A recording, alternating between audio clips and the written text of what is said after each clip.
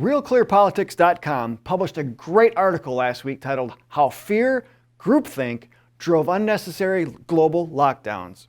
Groupthink was prevalent last week with a video posted on Twitter of a woman who was harassed by a mob of shoppers at a local grocery store on Staten Island, New York. Her crime?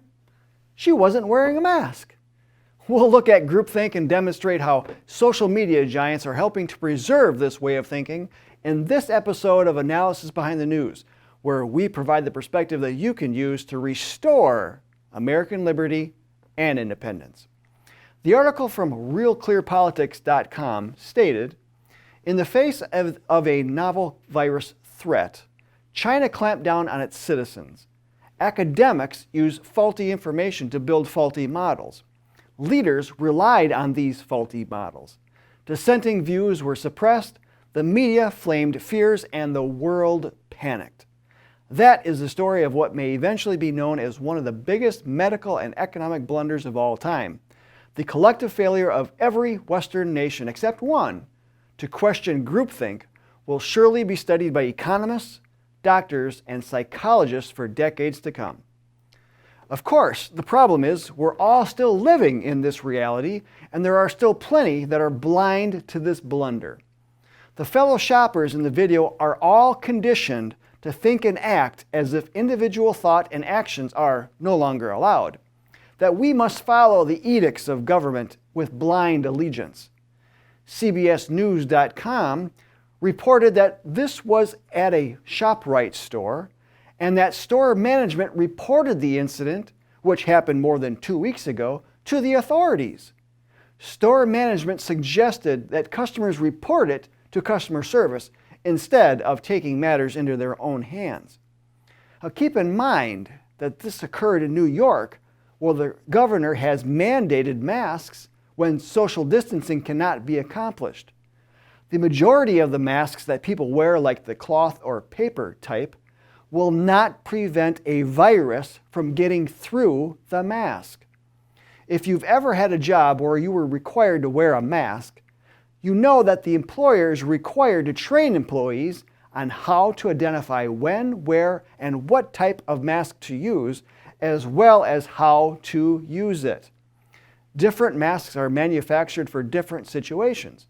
The typical masks bought at local stores are only good for dusty environments. Specifications for the masks are shown on the packaging and will designate a specific particulate size that it can block. These are not for medical purposes. Again, they offer no protection against viruses, but will help to contain respiratory droplets when someone is sick. Ignorance should be no excuse for a bad law, nor should it be an excuse to just do something. Should police be forced to enforce this? The largest police union in New York City doesn't think so. This should be left to local store owners and to the individual citizens to decide. But nowadays, going against the politically correct grain only gets you singled out and in many cases muffled. Take, for instance, the New American Magazine. This magazine is a subsidiary of the John Birch Society and has been in print since 1985. It was created when we combined two other news publications into one. At least one of those original publications had been published since 1954, 4 years before our organization was founded. So it's been around for quite some time and has built up very solid credibility during its time. Last week, 2 articles from the New American posted at the New American Facebook page were deemed by Facebook to be false or partly false. One of their partnering fact checkers, namely PolitiFact, tagged these articles and then suggested that the magazine was spreading misleading content. One was due to our reporting of Bill Gates being called out on the floor of Parliament, and the other was our reporting of the CDC figures being lowered for COVID-19 death rates. In both instances, it was rather obvious that PolitiFact did not read our article, but assumed we had not done our due diligence in our research, so they tagged the article and pointed to their own articles to back up their claims. Yet, their claims did not address our specific article. They merely addressed similar claims made by others. In our opinion, they were too lazy to address our article directly, so instead they broad-brushed us with a smear and then threatened us by saying that repeat offenders will see their page demonetized or accounts removed. We pointed out to them that once again, PolitiFact is being dishonest and that their fact-checkers contain numerous gross inaccuracies. We pointed out where we got our facts and showed them where they got their facts wrong. We showed them our online primary sources. 12 hours later, they agreed with us on one of the appeals and reversed their tag. So while we await the other appeal, we should mention that this is not the first time that we've battled Facebook or PolitiFact. We've covered some of that in the past, and they were forced to apologize and remove their rating.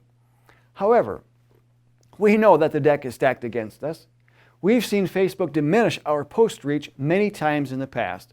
And now that our message is once again a shining beacon in this dark COVID-19 world, we've attracted the attention of the gatekeepers once again, whom are working to ensure our message of truth and hope does not reach concerned Americans. That message of truth is that the CDC reports that the death rate for COVID-19 is far lower than previously thought, with a death rate of 0.26%, which is slightly higher than the seasonal flu. As we concluded in the New American article, whether correct or not, the CDC's pronouncements are frequently treated as gospel by government officials and the mainstream media. This latest estimate, if received with the same reverence, should put an end to both the hysteria surrounding the virus and lockdown nation. If you've had enough of this lockdown and of this politically correct garbage, then know that there is a place for you to channel your frustration into patriotic action. As a member of the John Birch Society, you will get the truth as a benefit of membership by receiving a subscription to the New American magazine. And along with the membership comes an opportunity to work with others in your local area on a national agenda to restore American rights, liberty, independence, and freedom. If that sounds like something you can get into, then please apply for membership at jbs.org. Let's make freedom the cure. I'm Bill Hahn for the John Birch Society, and until next time, stay informed, stay active, and stay safe, Patriots.